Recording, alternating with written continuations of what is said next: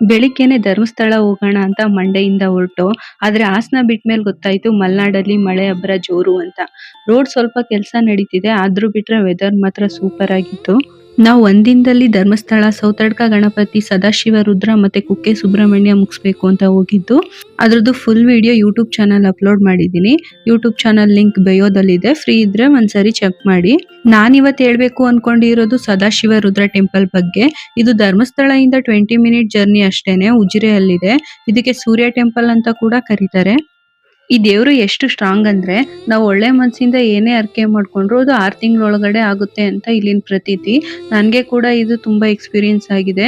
Last year ಬಂದಾಗ ನಾನು ಅರ್ಕೆ ಮಾಡ್ಕೊಂಡು ಹೋಗಿದ್ದೆ, ಅದು ಮಿರಾಕಲ್ ಅನ್ನೋ ತರ 1 ಮಂತ್ ಅಲ್ಲೇ ಆಯ್ತು. ಅದಕ್ಕೆ ಇವಾಗ ಅರ್ಕೆ ತೀರ್ಸ್ಬಿಟ್ಟು ಹೋಗೋಣ ಅಂತ ಬಂದಿದೀವಿ.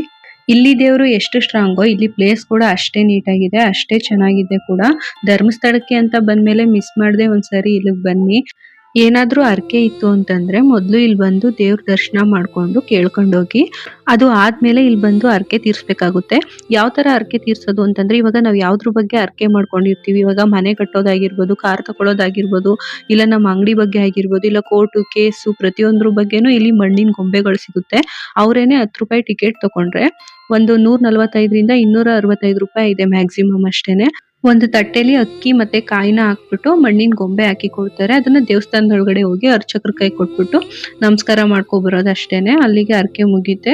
ಆ ಅರ್ಚಕರು ಏನ್ ಮಾಡ್ತಾರೆ, ಆ ಮಣ್ಣಿನ ಗೊಂಬೆ ಏನಿರುತ್ತೆ, ಇಲ್ಲಿ ಮಣ್ಣಿನ ಹರಕೆ ಬನ ಅಂತ ಇದೆ ದೇವಸ್ಥಾನದ ಎದುರುಗಡೆನೆ, ಅಲ್ಲಿ ಅರ್ಕೆ ಗೊಂಬೆಗಳನ್ನೆಲ್ಲ ಹಾಕ್ತಾರೆ. ಇಲ್ಲಿ ವಿಡಿಯೋದಲ್ಲಿ ಕಾಣಿಸ್ತಿದ್ಯಲ್ಲ ಅದೆಲ್ಲ ಅರ್ಕೆ ಗೊಂಬೆಗಳೇನೆ. ಅದು ಅವಾಗಿಂದನೂ ಅರ್ಕೆ ತೀರ್ಸಿರ್ತಾರಲ್ಲ ಆ ಮಣ್ಣಿನ ಗೊಂಬೆಗಳು ಇವೆಲ್ಲ.